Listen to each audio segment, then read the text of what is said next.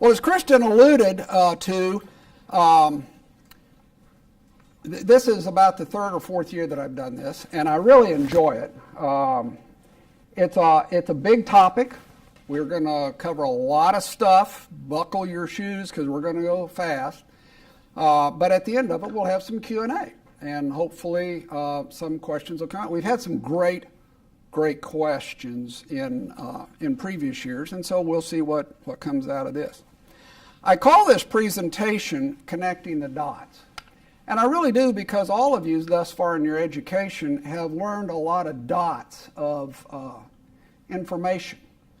But the real question is, how do you connect all these into a single coherent framework to sort of look at the world? And it really matters to you guys, particularly in this country, and the reason is pretty simple. This is my resume. This is a mess. Now, you guys are all beginning to think about college or trade school or whatever you're doing.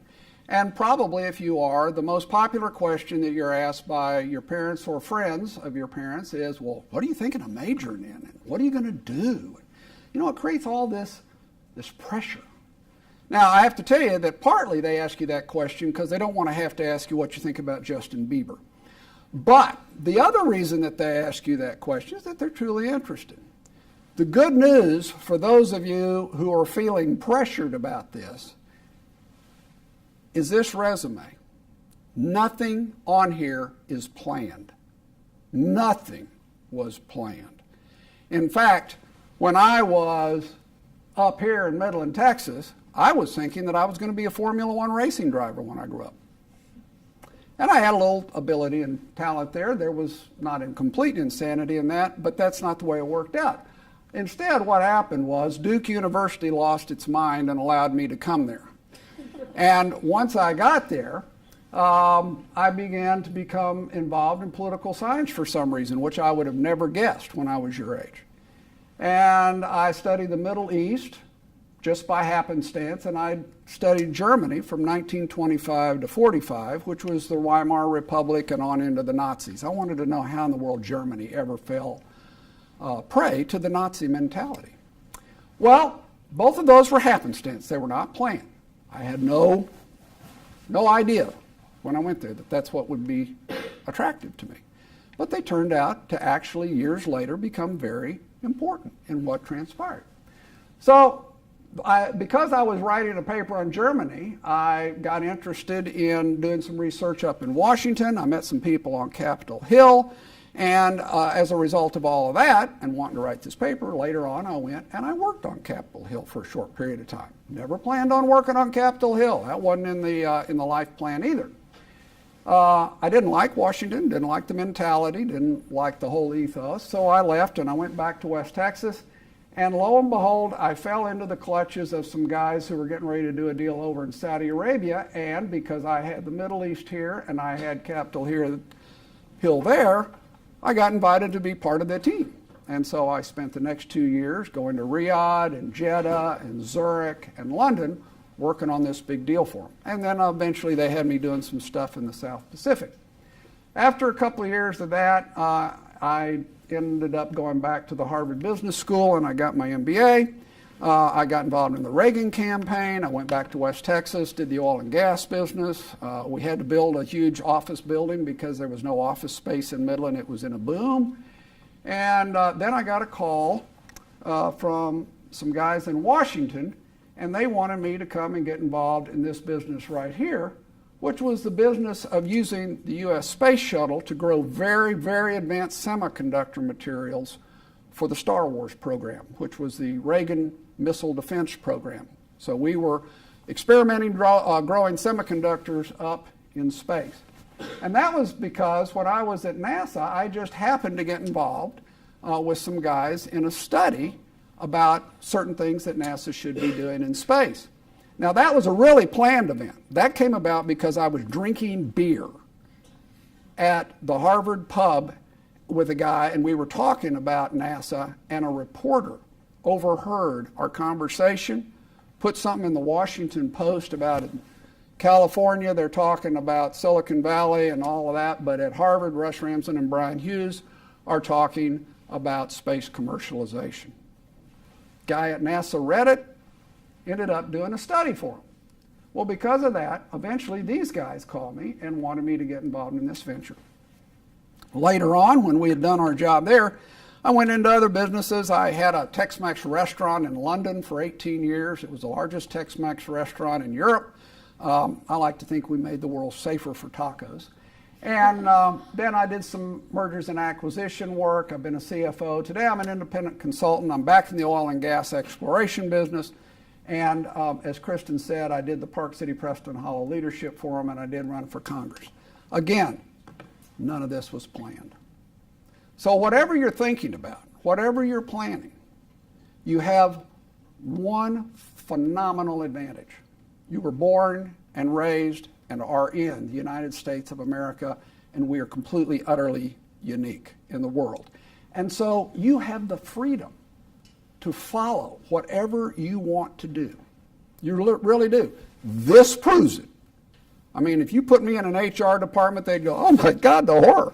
But the fact is, I've had a great time. I've had a lot of fun. I'm continuing to have a great time, a lot of fun. So, the problem is, you guys, as I said in the beginning, the bad news is you haven't necessarily been able to connect all the dots and understand how it all comes together, that you don't have to make a decision today what you're going to do with the rest of your life. You got a lot of time, and it's going to change. But it's going to change because, as I said, this is the United States. This is something that is very troubling to me. In a recent poll of 10,000 young people ages 18 to 29, they found some amazing results. Question 1 was, here are 10 nouns. Rate them in order for what you want in your life and in your country. Of those 10 nouns, 78% of them ranked these as their top 3 priorities. One was freedom, one was prosperity, and one was certainty. Now, that's great. Probably a lot of you would sort of say, yeah, that's kind of where I am. Half of those that picked those, however, said they thought socialism was the best form of government to deliver those 3. And of those that said socialism, about half of them described themselves as weekly church-going Christians.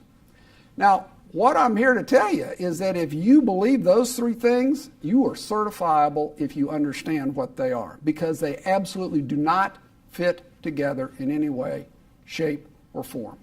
And today we're going to connect the dots so that you understand why freedom, prosperity, and certainty are connected together, but not with these 2. And it's going to be important because in your whole life, you're going to be faced with all sorts of decisions as citizens. So we're going to talk about that too as we move along here.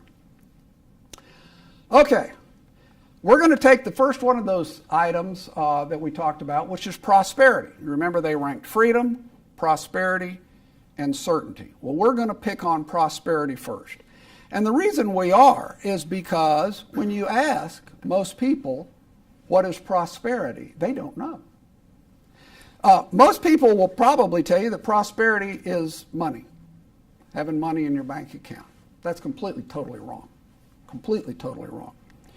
Prosperity is time saved. We're going to make the case for that here in just a minute. But I will tell you at the outset that the very fact that you have one of these makes you stunningly prosperous. And the reason is that you can do more in 5 minutes with this device. You can learn more and find more and everything than Louis XVI could as the King of France in 2 years. So in 5 minutes, you can do what the King of France used to be able to do in about 2 years. And you may not have 1 penny of this in your bank account, but you're extremely prosperous. You have all this extra time because you can do it in 5 minutes with that device. So let's talk a little bit more about that. The concept there is, well, all right, so how did prosperity come about? Who invented it? How did it evolve? and what is needed to sustain it? And that's a very important question we're going to get to. Inventing prosperity. The history of the world is that for millions and millions of years, there was no prosperity. This was the only tool in the toolbox. It's a hand axe, and it's about the size of a computer mouse, or it's about the size of a cell phone. And life was all about getting up in the morning and trying to go out with this hand axe, the only tool, and killing enough, and skinning enough, cutting up enough, building a fire enough to eat and have enough calories to keep you warm during the day to survive and to keep you nourished. And that's what life was, dawn till dark, pure, utter survival, because that was the only tool. And so what we're going to end up with here today is we're going to end up with a journey from this tool, right there, the hand axe, to this tool. Now, you may say, well, gosh, they are the same size, they are the same weight, they are about the same shape, but they do phenomenally different things, and that would be true, but that's not why we're even interested in them. No, we're interested in them because anyone in the world could make this at the time. In fact, everyone had to make their own. In this particular device, nobody can make it. It takes millions of people to produce a computer mouse. You have to have an oil and gas industry. You have to have a pipeline industry. You have to have tankers. You have to have a refining industry. You have to have petrochemicals. And you have to have a molding plant in order to mold the case. And guys, all those people only get you the case. They don't get you the electronics or the software. So it takes millions of people to make this device, and anyone could make that one. In other words, the point I'm making is, this is the penultimate example of self-sufficiency, and this is what happens with specialization. And that's a really important thing that we need to talk about. So let's talk about it. The reason that we talk about this is that, as I said, up until a certain period of time, the hand axe was the only thing. And then one day a caveman that we'll call Grog decides that he is going to figure out a way to take that hand axe, and he's going to figure out a way to attach a handle to it. And once he did that, he creates a hatchet, he creates a hammer, he creates an axe. And suddenly he begins to make primitive tools. And now it's not nearly so dangerous to go out and kill the animals, and he does it a lot quicker. It's not nearly so difficult to chop the wood to make the fire or to skin the animals, because now he's beginning to have some primitive tools to work with. And instead of being in pure survival mode from dawn until dark, by about 3 or 4 in the afternoon, he's relaxing. He's kind of done for the survival stuff for the day. Now he has spare time. He has prosperity beginning. So he's going along there, and his neighbor says, well, gosh, I'd like that too. But Grog says, well, I don't have time to make all these tools for you. I still have to go out and hunt every day. And the neighbor says, you know what? I'm going to hunt for you today, Grog. If you will loan me your tools, I'll go out and I'll be able to harvest the animals and bring them back for meat to eat. If you'll just spend your day making me one of those and lend me yours today. Grog says, deal. And he does. Works great. That was an utterly revolutionary event. You go, really? Yeah, really. Because that was the first trade. No other creature on the earth trades. Think about that. Your dog Fido has never taken his soup bone next door to Rover to try to trade for the purple plush dragon. Doesn't happen. We are the only creatures God created that trade. And when that happened, Grog said, you know, I kind of like making tools instead of going out there in the field and hunting. And more people wanted these tools. And so I like to say we saw the birth of Primitive Tools, Inc., Limited Liability Corporation, headquartered somewhere in Kenya. And What happened when Grog started making more and more of these tools is that now he was specializing. He was no longer having to be self-sufficient and go out and hunt. He's making tools and trading it because everybody else who's hunting is bringing him meat to pay for the tool. And as he specializes, he begins to innovate. He begins to find a better way to attach that rock to the stick. He makes a better tool. He makes a stronger tool, a more durable tool. You still get to buy it for a pound of beef, but you get a better tool. So we're beginning to see quality come in as a result of trade and the specialization that comes from it and the innovation that comes from that. And a lot of interesting things then begin to happen in the world. For instance, we began to see these axes that obviously originated here because this is where the quarries are, where those stone axe heads came from. And we begin to find them in campfires, and it begins to move slowly and surely in campfires and stuff all the way around to here during the next few million years. And at the same time, we begin to see shell beads that can only be found, the little sea creatures are only down here, and yet we begin to see these shell beads come in this direction and ending up over here. And what's happening is we're trading shell beads for axes. That's how it begins to develop. Now, as I said, Grog comes home at 4 o'clock in the afternoon. You guys don't know this yet, but when you start coming home at 4 o'clock in the afternoon, you're in trouble because the first thing that's going to happen is that probably your wife's going to say, you know, now you got all this time, let's redecorate. And Grog goes, what's wrong? I like stone walls. But his wife said, no, we're going to redecorate. Well, what is redecorate? I don't know. You got spare time, invent it. So they do. They invent it. And in inventing it, they come up with something called paint. Somebody has to, in his spare time, invent paint. And then somebody has to start inventing candles so that you can paint in the dark cave. And then somebody has to invent brushes, paint brushes. Now, none of this stuff was possible when all day long you were just simply trying to survive. But now that you've got tools and you're not surviving 24 hours a day, they had time to do other things. And so what happens is, if you look at history, in 88,000 BC, that's about the first time these tools began to appear. And by 16,000 BC at the caves at Lascaux, and they're called the Sistine Chapel of the caveman world. They're in the Dordogne region of France. And if you ever go, do not miss it. Go see them. It's amazing. These guys are doing all kinds of painting and you think, wow, the time it took to develop the candles, it must have taken hundreds of candles to have been built and burned while they were painting these things. It's utterly amazing. But all of that was due to the fact that trade, innovation, and specialization has the effect of increasing time, which is prosperity. So we know a little bit about prosperity. Now, what did prosperity do for us? Well, the first thing that happened is that at some point or another, somewhere around 9 to 10,000 BC, farming gets invented. Up until then, everybody was a nomad. You had to follow the herd. You had to run away from the coldest winters.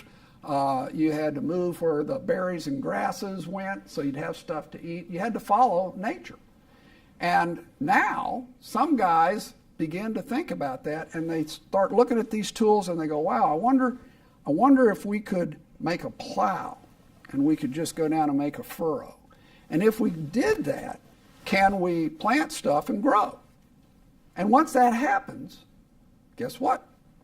They no longer have to be nomads. And now you begin to have villages and hamlets and little towns. And things go along such that by the time you get to about 3300 BC, there's a guy named Ötzi the Iceman. Ötzi was found in about 1991 or 92 up in the Swiss Alps, frozen, and he existed at about 33 or 3400 BC. And the amazing thing about Ötzi is he had more tools on him than the guys that found him. So that he had a complete first aid kit, complete with different kind of fungus. One of them was to treat a disease that he had. He had two different kinds of axes. One had a stone head and one had a new copper one. That was very exotic. He had all different kind of animal skins that he was wearing. He had one kind of animal skin that made laces because in long, thin strips it was very, very strong. But it wasn't good to make a loincloth. He had a different kind of animal for a loincloth. In fact, he had animals, some of which had come from over 1,000 miles away. Yeatsy didn't do that. He had traded with a lot of people in order to get this complete garment that he had.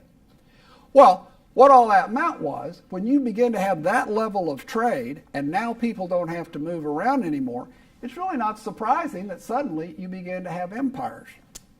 Because now a lot of people can be in the same place with a lot of trade going on. And so you have the beginning of the Egyptian Empire.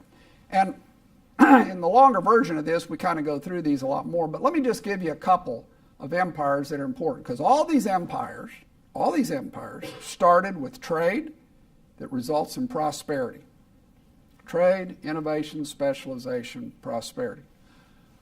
But a couple of them need a footnote. One of them is the Phoenician. That's this one right here. It's maybe kind of hard to see in this light. The Phoenicians were completely unbridled.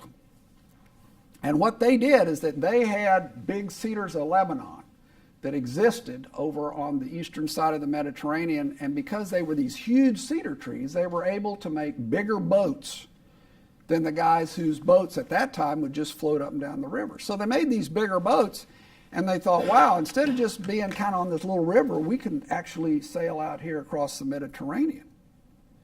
Well, when that happened, one, they had to invent sails, and they had to invent the concept of sailing.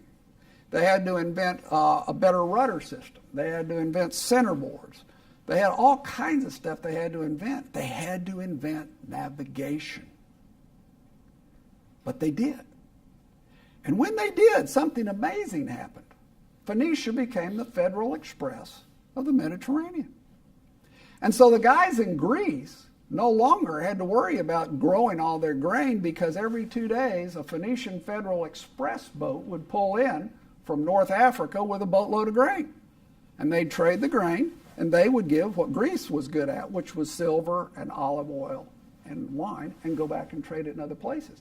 And so the whole Mediterranean now began to specialize and to innovate because of the trade that the Phoenicians were engendering. Now, where the Phoenicians screwed up is that, unlike most of these empires, the Phoenicians never coalesced into an individual state. They didn't have an army. They were a bunch of city-states, very profitable city-states. Well, what happens in the ancient world when you're a very profitable city-state with a whole lot of money and not a great army? Everybody decides they're going to come get you, and they do. And so the Phoenicians got picked off. The Greeks picked off a lot of them, and the Romans finished them off at Carthage.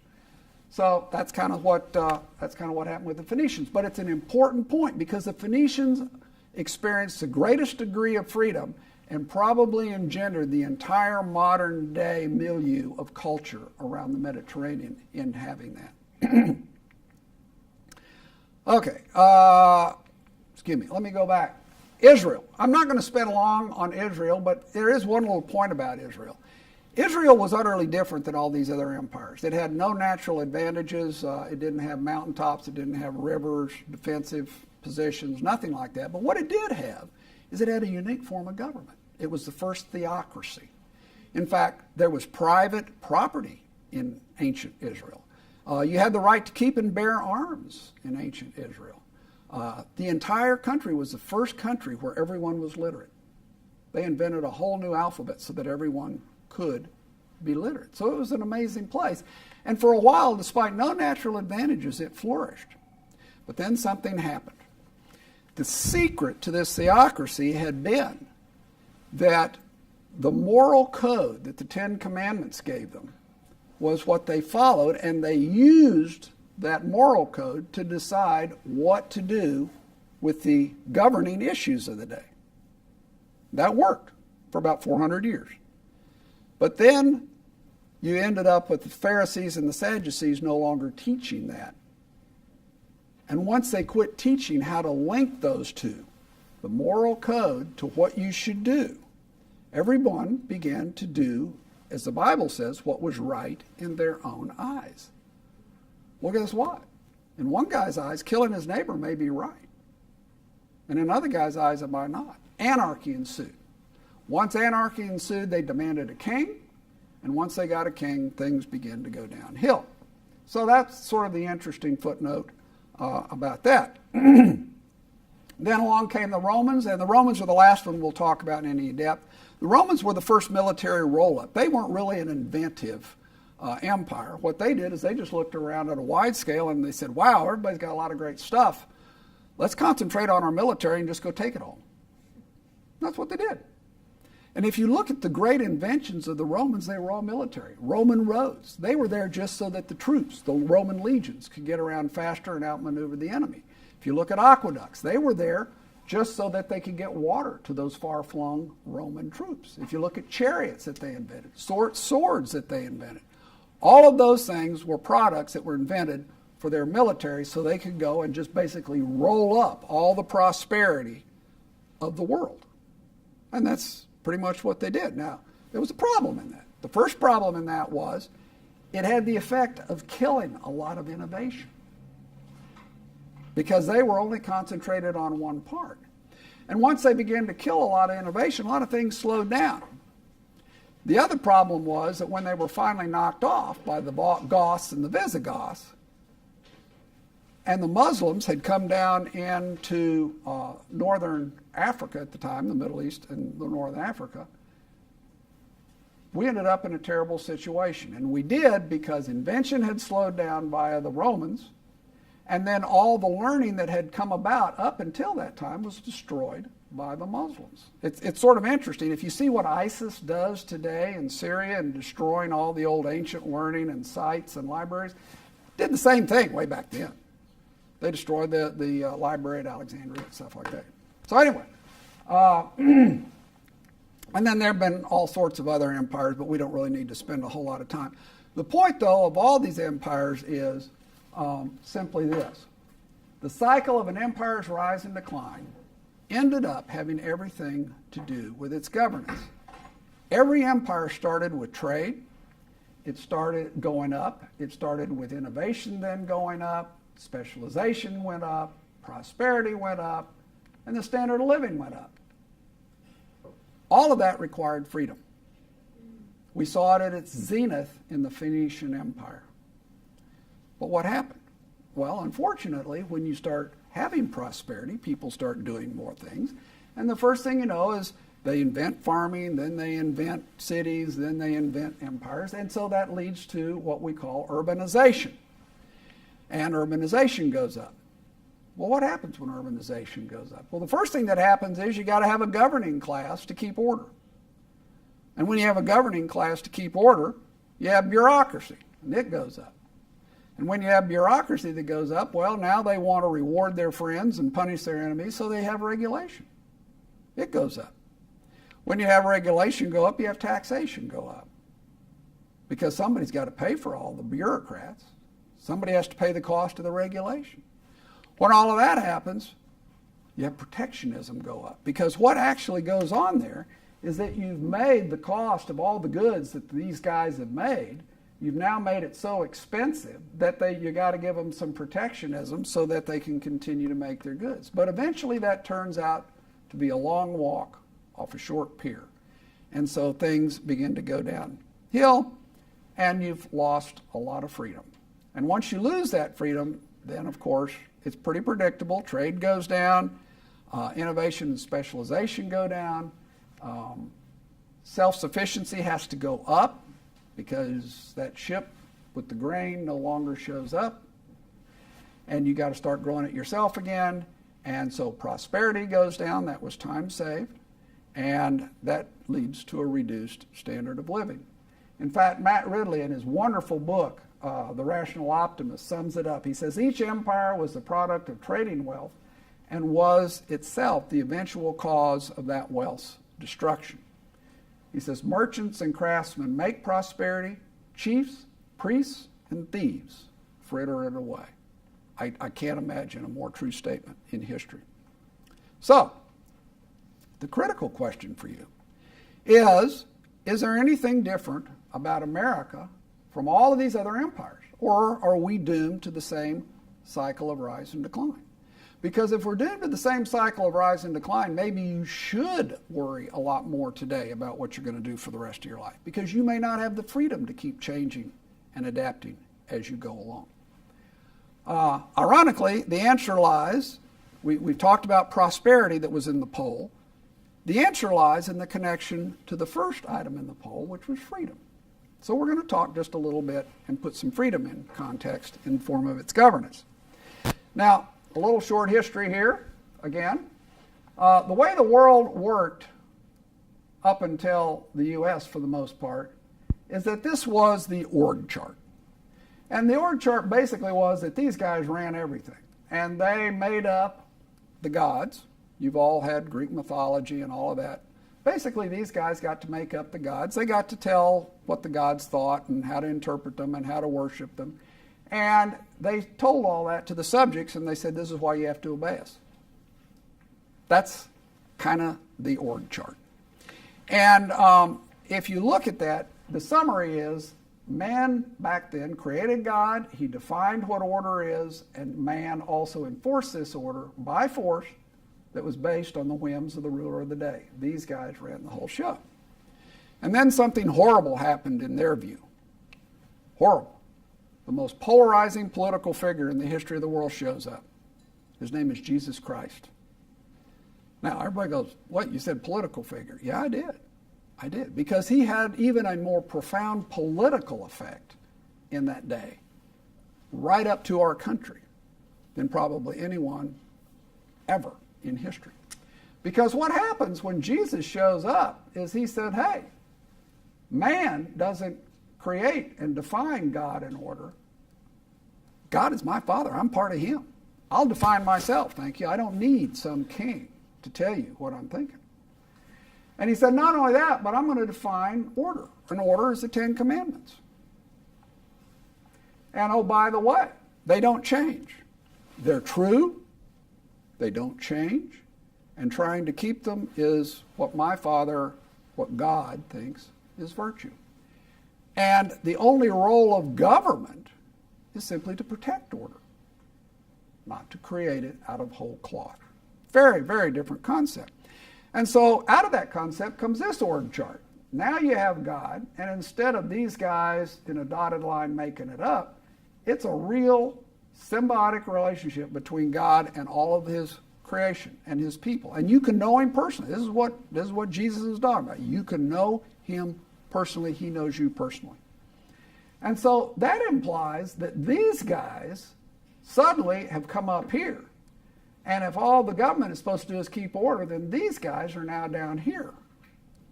Because this is the key relationship that this guy talks about.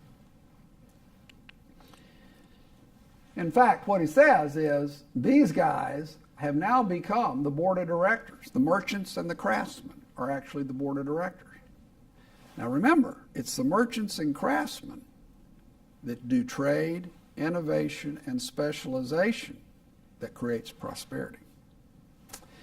The burning issue that we face, not only in the United States, but the world today, is that these guys are trying to make a comeback.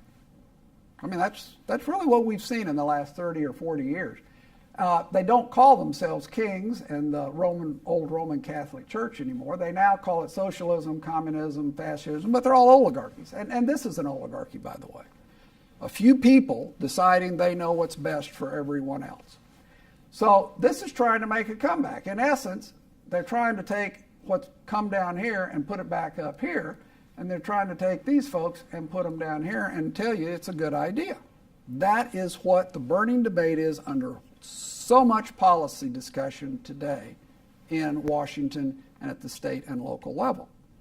And interestingly enough, these guys have said, you know what, these folks, they always sort of made up God, so we really don't even need him. That's why you're seeing all this movement away from Christianity for people who fit into this category.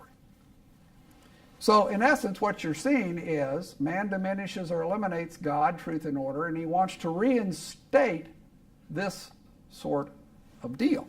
And you've seen that happen in a couple of places right recently. You've seen Venezuela. Now, Venezuela 40 years ago had the fourth highest per capita income in the world. Number 4. Today, it can't feed itself. Today, there are no dogs and cats in Venezuela. They've all been eaten. The average Venezuelan adult loses 19 pounds a year now from pure starvation. And yet they have the second largest oil reserves in the world. And it's all because they've gone to this socialist type model. You probably know more about what's happened in Venezuela than you might think. And the reason you might is because if you've read The Hunger Games, you remember Panem. Panem is actually the story of this moving to this. That's what got you to Panem. That's what's happened in Venezuela. In essence, this model controlled and limited freedom. This model unleashes freedom. And this model tends to extinguish freedom over time. And you lose trade, prosperity, innovation, specialization, etc. So that raises the question, well, what is socialism? I mean, it's really, in some ways, it's very similar whether we're talking socialism, communism, fascism, whatever your ism is of the day. Progressivism was the word of the day for it. What is it? Why does it fail? Well, it's first off a view that certain men can remake mankind and make mankind happier by making them be forcibly equal. You won't be jealous of someone else that you have no more or no less than them. That's the notion. And that equality is created by government control or the ownership of resources and means of production, and they do that through taxes and through regulation and through confiscation. And that's why you really have to be concerned with what's going on in Washington and at our state level and all that. Now, it's marketed to you as equality. You'll see that word a lot today. It's marketed to you as inclusiveness. Make no mistake, inclusiveness is all about getting you all into the same corral. And sometimes it's about social justice. That's about trying to put all of you all in different classes. Socialism's big on classes, and you'll see why in just a minute. Why does it always fail? Well, actually, that's a pretty simple question to answer. 2 simple graphs can sum it up. Here's one. Let's assume these are 10 different people. And this is the quantity of whatever we are discussing. This is the natural quantity that each one of these people possess. This could be their height, 10 people with different height. This could be their athletic prowess. This could be their ability to write software. This could be their ability to sing, to write music, to paint. Every one of us have been given different natural gifts the moment we were born. We are all different from each other in the quantity and the quality of these gifts that we have. These. Now, there's something I want to bring to your attention. Let's just use height, for instance. Let's assume someone is here and someone is here. If we're going to make them equal, what has to happen? Well, that has to happen. And the problem with that happening is that all of this potential is now lost. All of that potential is lost. The genius of the United States, the reason the United States has become the most powerful, wealthy, benevolent country in the history of the world in the shortest period of time possible, is because we ended up with a system where we don't lose that. We take advantage of that. So, let's just sum up real quick because we're getting ready to move along here and kind of start wrapping up.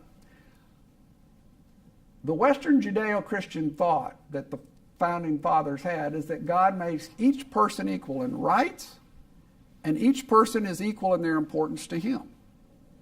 It's just like when you have kids, you're going to find out you got some kids who are really good at one thing and you know, can carve with sharp knives, beautiful wooden pieces and sculpture, and you have one kid that you barely trust with Crayolas.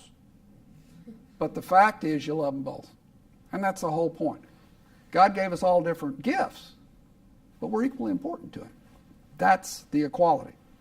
But the fact that he gave us all different gifts suggests that he didn't intend for us to all have equal outcomes. He didn't intend for us to all have equal outcomes. But socialism argues with that. It says, no, we need to remake and equalize the outcomes. It regards people as classes instead of individuals. I mentioned that a minute ago, but let me just elucidate on that a little bit. It wants to convince you that if you're black, you're in the black class. If you're poor, you're in the poor class. If you're Hispanic, you're over here. If you're white, you're over here, et cetera. It puts you in all these classes. And then it says, and you know what? We have to equalize all these classes. It doesn't look at you as individuals anymore. And yet you are. Every single one of you is an individual. But socialism doesn't want you to think of yourself that way. That's the first part. We talked about the fact that prosperity comes from trade, innovation, and specialization, and we've talked about the fact that it requires freedom. Prosperity is time outside of mere survival to produce things their neighbors say benefit them at an ever lesser cost. Thus, everyone lives better. Freedom is the exercise to exercise your talents, but it requires you to self-govern yourself. This kind of gets back to that little story about Israel. Israel worked fine as long as everybody sort of agreed with the moral code and self-governed themselves. But when the moral code began to get diluted because the Pharisees no longer taught it, everybody began to do what was right in their own eyes, and anarchy resulted, and they needed a strong central government, which eventually ended up quashing them. I mentioned earlier that self-governing basically says you need to know what's right and wrong. They need to be rules, and they need to be unchanging. You cannot be virtuous, which is the voluntary compliance with the code of conduct. You can't do it if every morning you wake up and don't know what it is, because it changes. So it's got to be unchanging. So that's virtue. And the Judeo-Christian code that our founding fathers believed in formed that basis. Unchanging, and here's what it is. This is what we should aspire to try to govern ourselves with. So now we're going to wind up and say, well, let's take the connection between this Judeo-Christian virtue that allows freedom and how it promotes the last thing that these kids said in their poll, which is certainty. We've addressed prosperity, we've addressed freedom, and now we're going to tie in with how it ends up in certainty. And along that path, we're going to talk just a minute about the fact that we are a republic, not a democracy. People think we're a democracy. We're not. Our founding concept was very different than a democracy. And so you need to understand what that is, because if you start using words wrong, then you start thinking about yourself wrong. And why there is a Constitution, what it matters. So we're going to pull all this together into a series of steps, and then we're going to talk about how all these steps go right up to the shining city on a hill that we are, that Ronald Reagan described us as. So, two things. Two types of constitutions. Now, I use the word Republican and Democratic. Do not confuse these with the political parties. They happen to be the same words. Forget it. Do not confuse them. A Republican Constitution is designed to protect the individual's rights.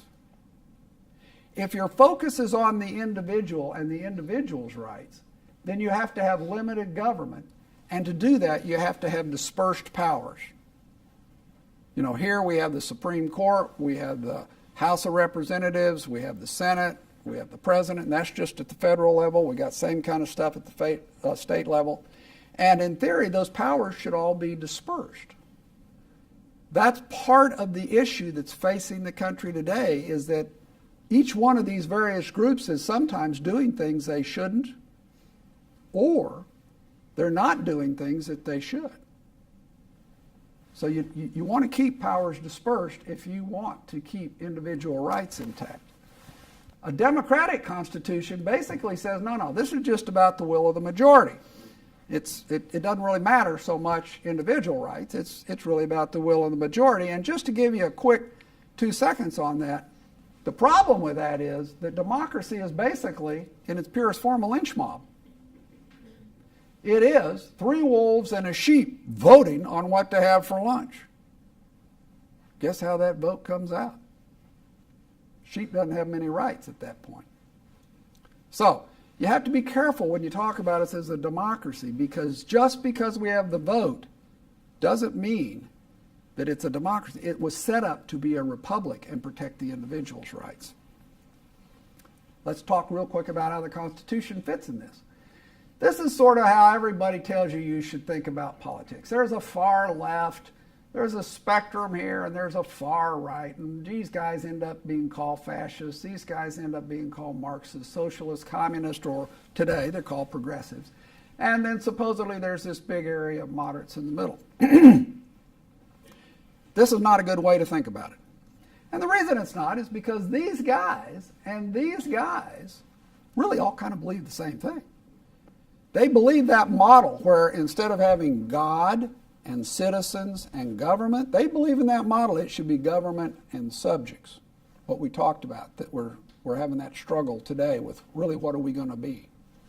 So these guys and these guys pretty much think the same thing. Well, if that's true, then let's just pull this arrow down here, and let's just pull this arrow down here so that we put them all together. And when we do that, it ends up looking like this. It's a circle. And down here we have the socialists, the Marxists, the communists, the fascists, the far left. Down here we have Panem. And then we have what the Founding Fathers had up here. And the reason that that's kind of important, let's just remind ourselves, is that these guys believe that God defines order through the 10 Commandments that don't change, and that freedom can be allowed by relying on the individual's conscience to adhere to the order voluntarily, and that government's only role is to protect that order. Now that's very, very different than what these guys believe. These guys believe that the state gets all the rules and regulations, that everyone is not an individual, they're in a class, and it's all about one class's rights against another. So the Founding Fathers said, wow, we're doing something really revolutionary here. We're going to do something that's a government like the world has never seen before. And in order to protect this from this, we're going to build a wall across the middle of this thing.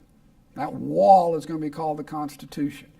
And as long as you don't let that wall fall down, these guys won't end up overtaking your shining city on a hill. In essence, they said on this side of the wall we have free people who may not end up equal. And on this side of the wall we have equal people, but they are not free.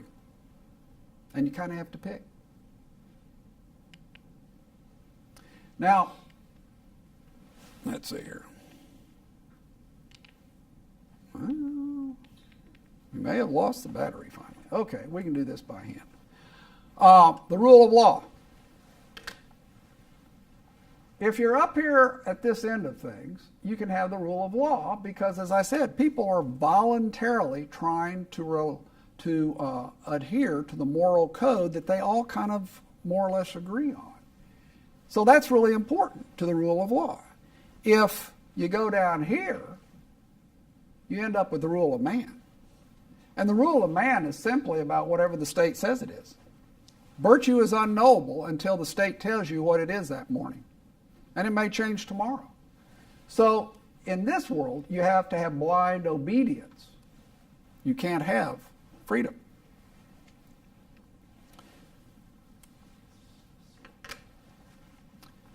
And that gets us now to here. We're going to take the steps up to the shining city on a hill. And the first step that we've talked about, and we've alluded throughout this whole thing, is the 10 Commandments, as far as our country is concerned. Because on the 10 Commandments, you can take the next step up and say, okay, those are the rules. That's the moral code, we all agree. Killing your neighbor's not okay. Lying is not okay. Stealing is not okay. Adultery is not okay. On and on and on, you know. That's the common moral base of the people. If everybody kind of agrees with that moral code, then you could have the rule of law, because the rules reflect the common moral code. And as long as they do, people kind of voluntarily comply with it. We all agree that you shouldn't run red lights. We do sometimes, but we agree you shouldn't. But what if we had a lot of people that go, well, we just don't believe in red lights. We're just going to run them all the time. You'd have to have a guy with a gun at every intersection. It'd be crazy. So you got to have voluntary compliance.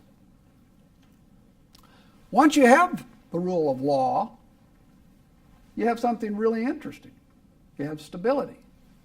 You have stability because everybody, you kind of know what everybody agrees is the moral code. You know what the law is, and everybody kind of voluntarily complies with it. You know what to expect. Now, stability is another word for certainty. And that's where certainty comes in to this equation. So you have certainty, and once you have certainty, you can then allow freedom. And once you allow freedom, as we've talked about, you can have prosperity. And now you have tied together those three concepts that 78% of those young people said they really wanted. And once you have prosperity, and this is a really kind of important point in my view, once you have prosperity, you can have benevolence. The United States is the most benevolent country in the history of the world. We are about 4% of the world population. We supply about 53% of the charitable contribution privately in the world today. 4% of us supply 53% of all charitable contributions. The other 96% only supply about 47% of any charitable work anywhere in the world. You cannot be benevolent if you don't have the choice to be benevolent or not. You have to have freedom. You cannot be benevolent if you don't have prosperity. And that's really kind of the way it works. So, last words, last thoughts. I asked myself, what bedrock principles and values would I like to pass along to my daughters? And I think that is that if whatever you decide to do, and you don't have to decide it, as we've said right now, as long as you live in America. Whatever you decide to do, if you hope for prosperity and for freedom and for certainty, you really better hope that this country doesn't forget its Judeo-Christian roots. Whether you're a Christian or not, you better hope this country continues to function on the Judeo-Christian roots and moral code.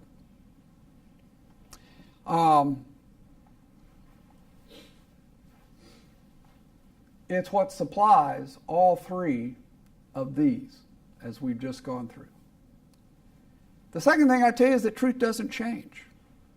Just because your government tells you tomorrow it's okay to do something, if it's against the moral code, it really doesn't change. In this country, shouldn't. Truth doesn't change. There is a right and there is a wrong, and observing it is key to keeping us free from tyranny. Because tyranny is simply someone else being able to tell you what's right and wrong and what you should and shouldn't do. Integrity is not negotiable, I would tell my kids. I'd say to never stop learning.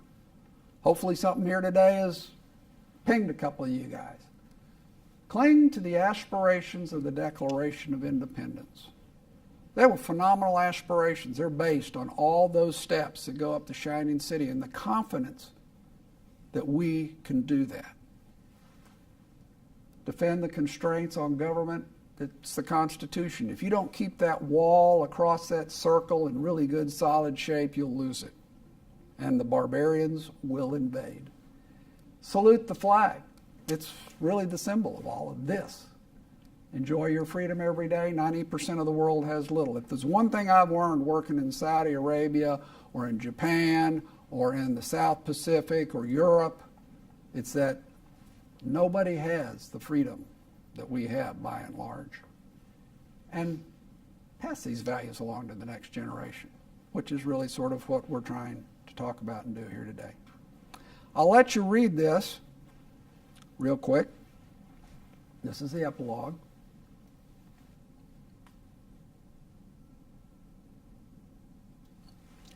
Sort of a summary in a way of what we've been talking about today. You might say, well, okay, so whose quote is it? Is it George Washington? Thomas Jefferson? Madison? Ronald Reagan? No. It's really none of those. It's a quote of the Venezuelan opposition leader, Juan Guaido. Remember, we talked about what's happened in Venezuela. He was arrested and imprisoned on Monday, September 15th, 2016, about 9 months ago in Caracas, and has not been seen or heard from since. That's why all of this is really important. It's more than just your options and what you're going to major in. It's what you really need to know and understand to be a citizen of this country and to preserve what we've got here if you want to continue to have what we've got here.